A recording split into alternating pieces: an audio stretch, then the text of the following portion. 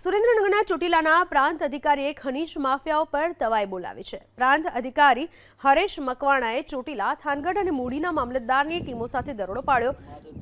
મૂડી તાલુકાના અને થાનગઢના અસુદરાળી, ખંભાળિયા, વગડિયા અને ઉમરાળા ગામમાં દરોડો પાડ્યો હતો। દરોડા દરમિયાન 300 ટનથી વધુ કોલસો, 5 ટ્રેક્ટર, 30 ચરખી, 1 લોડર, 4 જનરેટર સહિત 2 કરોડ રૂપિયાનો મુદ્દામાલ કબજે કર્યો છે। તો 15થી વધુ ખાનગી સર્વે નંબરોમાં ગેરકાયદે રીતે ખનન કરનારા ખેડૂતો સામે પણ કાર્યવાહી કરી છે। મૂળી તાલુકાના અસુદરાળી, ખંભાળિયા, વગડિયા, ઉમરાળા અને ગઢડા એમ 5 ગામોની અંદર રેડ કરવામાં આવેલી હતી અને આ રેડ દરમિયાન અંદાજિત 350 મેટ્રિક ટન કાર્બોસેલ જપ્ત કરવામાં આવેલો છે।